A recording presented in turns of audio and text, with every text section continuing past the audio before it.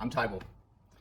So this is a short video, and the reason why I'm doing this video is that I actually reached over 100 followers on my YouTube channel, and I just wanted to express to all you guys and girls who are watching this and subscribing towards it that I'm really honored that so many people actually following me. That's so cool. I started the YouTube channel in the mid of July, and it was kind of like just sitting there for a week or two. And on the 1st of August, I produced my first real YouTube video. That was the one about the M24, where I disassembled it, cleaned it, explained a little bit about the cards inside it, and assembled it back again, and we turned it on and saw something when it was running. So that was like my virgin entry to YouTube. It seems that a lot of people liked it because it's been viewed a lot of times. So thank you everybody who is watching and following me. So it's been going on for a little bit over 2 months now, and I have produced 12 videos at the moment. I know that tomorrow, if you are watching this, there will probably be another video coming out also, so stay tuned for that one. But I'm also looking on Facebook and seeing what's going on all the retro channels on Facebook, just to keep up with the spirit and figure out what's going on, what are people doing, are there anybody else who is doing the same as me, and of course there's a lot of them. That also means that some people are now noticing that I'm producing the YouTube videos, and that it's all about Olivetti's. Well, it's all about Olivetti's at the moment because there's a lot. So I have collected a few of the messages that people are writing to me or comments, and I would like to read them out and try to go through them and explain some of my thoughts about what they are writing and my answers, of course. So I prepared a few and I printed them out, so I have them here. So the first one is a very short one that's just popped up. That was like 2 weeks ago, I think. And it just says, when will there be a follow-up on the Olivetti 240, the 3 rusty ones? And they're over here. And if I move the camera a little bit around, I can just briefly show you up here, a little bit further up. This is the M240. So there'll be more videos. I'm just occupied with other stuff at the moment, but these are the 3 rusty ones. They have been sandblasted, as you saw. They have been primed, as you saw, and I have now also painted them. So they're ready here for a video where I'll assemble them again, and we'll see about all the hardware, how far we can go with the hardware, the existing hardware. Here are the motherboards, and here are the disk and the drives and the hard disk. The power supplies are in the back. We'll see. Let me take the camera back again. So to the question about that, I'll put the chair over. There we go. So to the question about the M240s, the 3 rusty ones, they'll be coming. As you know, this month is the hashtag Olitober, and it's all about, where is it? This one, which is the Olivetti M20. So I'll produce a video a week about that one, and if you saw the previous one, you saw that it was very rusty and was like, well, let's see if we can do this. So there's another one coming, and where I have, well, I won't tell you anything. It's a surprise. Stay tuned for Olitober. So next question. What does it say? It says, hi, Mr. Taibo. Thank you. You have a lot of Olivetti computers. Yes, I do. It's getting there. There's a lot of stuff coming. Just a quick question. Do you also have other computers? And if so, will you feature them on your channel? This is from Max. Well, sorry, I have to move the camera again. And the answer, the quick one is yes. So if I move the camera to this side over here, and I just tilt a little bit because we need to start from the bottom. As you can see, it says Atari. So yes, I have some Ataris. I wanted to do Ataris at the beginning, and on eBay I found an Atari monitor, so I just bought it. And on Facebook I also mentioned, and on my profile on the YouTube channel I mentioned that I'm doing Ataris. It's one of my interests. So I actually have a, what is it, 500 model and a 1024 model, one of each here. This is a Atari mouse, so there'll be some Ataris. If I move up to this one, this is the Beep, the Microsoft BBC Model B, which is still also in the case, which I will have a video on sometime. If we are then moving from here and upwards, let me adjust the camera. And there we are. So this one and upwards, that's Amstrad. And of those of you who know me, know that the Amstrad CPC, this one, is actually my first computer. So obviously I have an Amstrad, but I also have another Amstrad CPC and a third one which is really broken.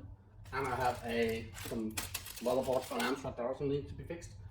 And this one is the CPC 6128. That's the big brother. Over here, I have a box that's also been given to me. These are all games for the CPC. This one is the NC100 from Amstrad. And down here, I have some 3-inch discs full of software also. And all the packages with the labels on, they are stuff that people have sent to me. So thank you very much for that. And yes, it will all be featured eventually. We just need to fix a lot of this over here, so we kind of like can say that's Olivetti for a while. Let's stop Olivetti. Let's move to the 8-bit machines over here. So yes, it will be featured. So third one, which I in the beginning didn't want to talk about, but let's do it anyway because it has a certain kind of tone in it, and well, it's okay. So it also comes from Facebook. I won't name the name of it, but why are you so upset with the Olivetti computer brand? There are so many other brands from the 80s and 90s that are cooler. Well, the reason why I'm doing Olivetti is that the Olivetti really means a lot to me. That brand was my first PC, and I've actually been thinking for a few years that I wanted to find my first PC again. That was the M24. And then the YouTube channel started, computers started coming in, and it was all Olivetti branded, so it just stuck to Olivetti at the moment. I know there's other brands. I will not say if they are better, worse, or cooler, or whatever compared to an Olivetti. It really doesn't matter because it's not about being cool. It's about bringing the knowledge, showing them, kind of like making other people see the experience that you had working with them or playing on them. So that's more like that. So that's the one. Let's do number 4. It's a little bit a bigger one. This comes from Michael Stolz, who's a German. He wrote in German, so I have translated into English. Yes, I do speak German also. So he basically said, sorry, I'm just contacting you here on Facebook. I'm an eager watcher of your YouTube channel. And I'm very impressed about the effort you put into removing all the rust from the computers. I myself have 2 computer cabinets that I also want to fix. They have a lot of rust both on the inside and the outside of the cabinets, and even on some of the expansion cards. I was wondering if you could give me a short tour of the machine. I'm assuming the sample blaster, the glass blaster machine, here on my channel. And do you think it's possible to remove rust on the expansion card? Let's start with the last one first. So the actual expansion card, obviously, no. But, and if I go up here, this is my box full of both of them. These are expansion cards that people are sending me in, and some of them that I bought on eBay. And if I find some of them, so obviously if you look at a card like this, I hope you can see it from here, there's rust on it, and there's also some rust on the actual board. So it's the answer to the question is, oh, the metal, yes you can sandblast it, it's no problem. Either if you can get the metal off with screws, in this case it's not possible because the screws are even rusty, so that's not possible. or you put some plastic around it and ensure that nothing comes in. So you have it in like in a bag, and then you can sandblast it. I did that with some of the cards. So yes, you can, but definitely not on the boards. If you do it on the board, they're gone immediately, within a split of a second. So no problem. So that's vinegar and IPA. So you have a cotton ball and you see if you can scrape it off. But yes, I could actually show you where I sandblast the stuff. Well, I need to still say I glass blast the stuff and where I paint it. So follow me and I'll take you there for a short trip.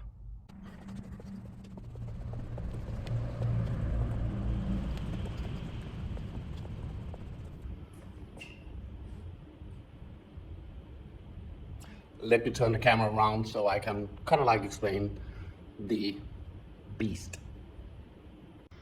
So that's the beast. And as you can see, we have two cabinets. Let me turn on the lights first. So we have a switch over here. There we go. Puts the light inside it. And if I open, this is going to be a little bit difficult with one hand. There we go. So this cabinet is when we have like the hard stuff. So when, let me do this one more. So if I really have some thick paint or really hard rust, that's the cannon. And out here comes the glass. And this absolutely removes everything, and it digs deep inside metal if you keep it on too close. And then the other cabinet, that's the more smooth one. So this pistol has very fine grinded glass.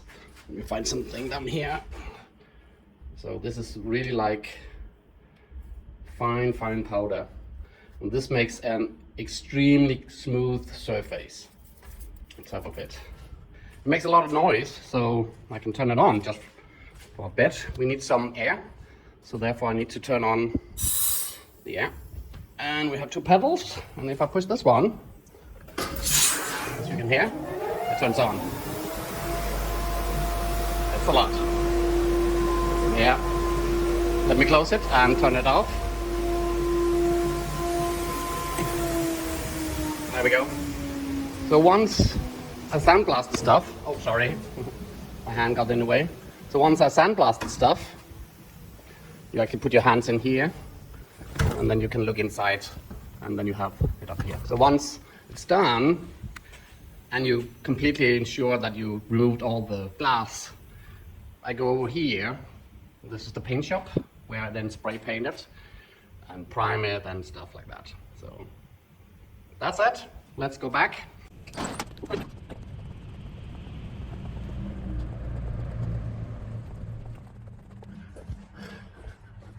And we're back again. Let me adjust the camera, you see, over here. And let's look at some more letters. Look, that was the glass blaster, the beast. So I have two more, and let's continue with that. So this comes from Lorenzo in Italy, and he also wrote to me on Facebook, and he wrote, I have an Olivetti M24 that I would like to hand over to you. Is that okay? Yes. And how do we arrange that? Well, I have a lot of questions about people who want to ship me stuff and how we are doing it. And the easy part is just write me an email.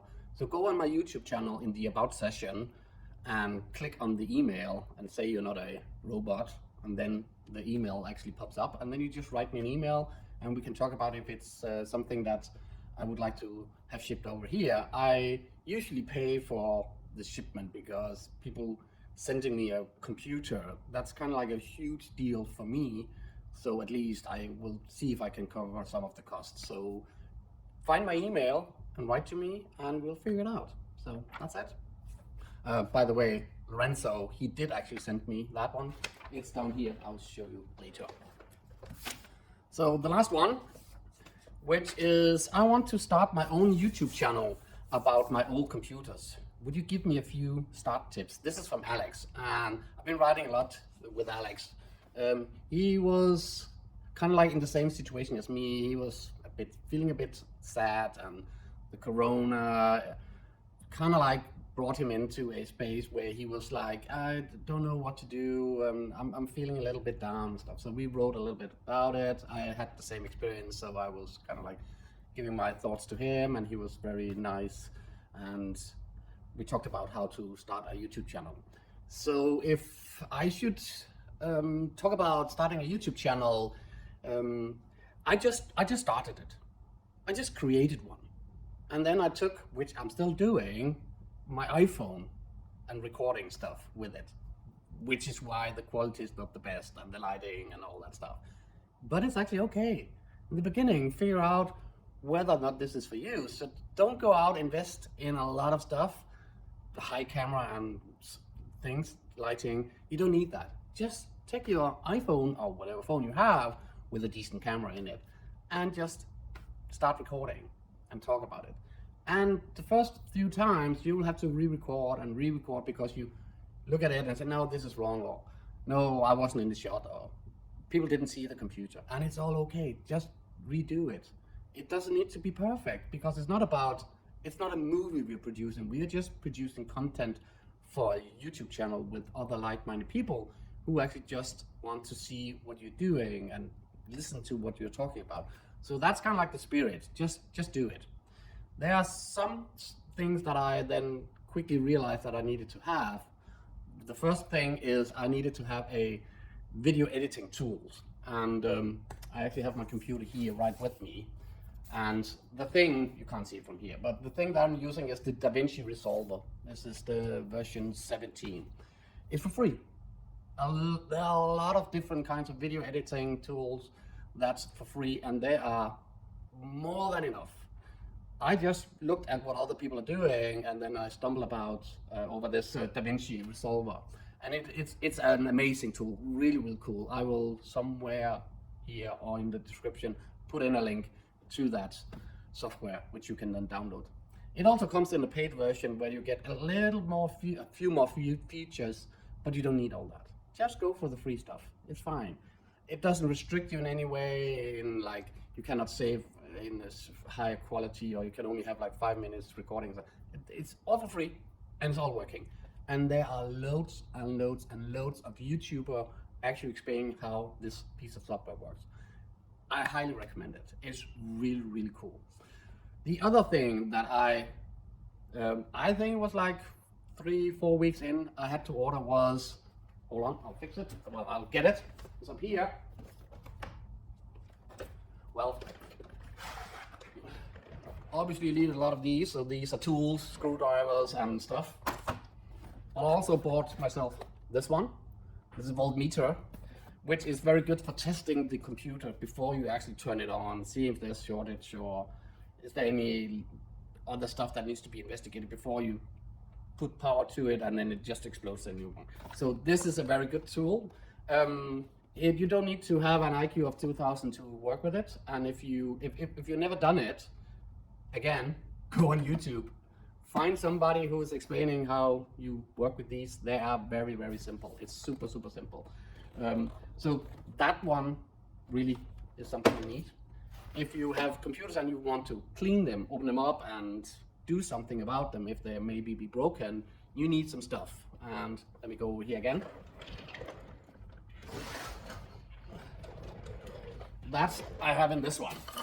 So you always need IPA. This is from Denmark, but it's alcohol, which cleans the motherboards a lot. You also need this if you were sandblasting. So once you've done sandblasting stuff and you ensure that all the glass or sand, whatever you're using, is gone, you still need to wipe it down with this one. Especially if you don't paint it immediately, because when you sandblast stuff, it opens up, and when you touch it with your finger, you have there's some oil on your fingers, and when you touch it, you'll see it on the paint. So before painting, you also need to wipe it down with this. So very good friend. Cotton balls. I use a lot of these. Cloth. A very, very fine. This is not sandpaper. This is yeah, I don't know what you call it, but it has a surface where you can do this, and then it will take away if there's any hard dirt on it. If it's really dirty and you really need to get into it, I use this Some places it's called Vim, here it's called Cliff. This is a deep cleaner for microcrystals. So it has a grimy feel to it, and it's really good. After I use that, I usually also wipe it off with the APA. And the last thing I want to show you is vinegar. This is white vinegar. It doesn't smell, and this is for removing rust. So you either use your cotton balls or something else, a cloth. You put it over wherever you have some rust, and you will see it kind of like bubbles if the rust is there, and then you can wipe it away, and then again afterwards you use the IPA. So these are very good, non-expensive items to have. Cost you like nothing. I also have the VD40. This is if there's a bit of a problem with some contacts, you can spray it in and then see if it fixes it. So this is also good. Again, everything cost like nothing. So I think the most expensive thing is this one, and this didn't even cost me much. That was, I don't know, 80, 100 euro something. Very, very cheap. I'll put a link to this item also. Let me put it back.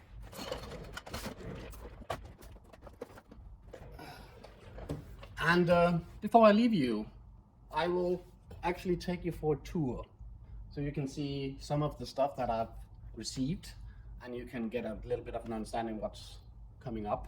So let me take the camera and let's walk through it. So if we start from the top, as you can see, these are all monitors. And we briefly talked about the Amstrad. So these are the two colored monitor I have for the Amstrad. The rest are monitors for Olivetti's that I still need to do something, open it up and see if they are okay. This one I received like a week ago, and this is very special. Sadly, I can't use it, but this is a special PC. This is actually a typewriter. The reason it's up here and not in boxes like all the rest is when I received it, the Danish custom had opened up the box, and all the material, they didn't close the box right. So when it arrived here, all the material, the packing material, was all over the place. So I had to take it out. But this is an Olivetti, as you can see, ETV300. It's missing the actual keyboard, which is not a keyboard, which is an typewriter. So you can actually write on the typewriter, and then you can see it on the monitor. So that's it. If we move a bit down here, so these are the boxes where I have all the cards. And down here, you have seen this in one of my other videos, both of them. I got this, I bought this. So they will be featured together eventually. These are the Olivetti M280. And this is the big one, those two. This is the tiny one. It's more or less the same, but the cabinet and the volume inside is a little bigger. So this is just an M380C. If we move down here, you see there's a lot of Olivetti keyboards, and that's not all. I'll just quickly browse down here. This one is covered with keyboards also. I think I have like 7 in here.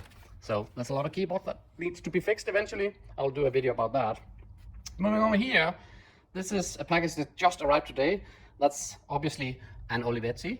I know it's a monitor that was shipped to me. It comes from Italy. So I will see if I can figure out to get some room for it. I don't know how to do that, but we'll see.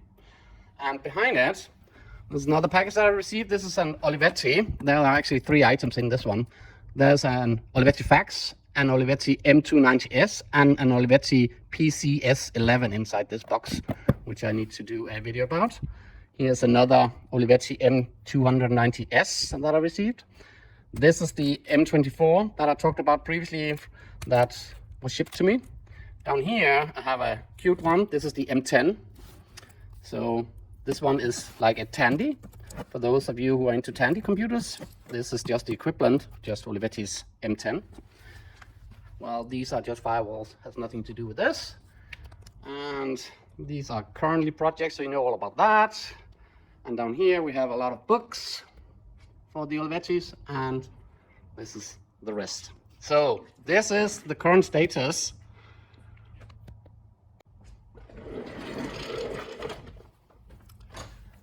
Yes, there are a lot of packages that I need to go through. I haven't figured out how to do it, if I should do like a mail call or something. I tried to do one where actually you had some of the computers over there in it.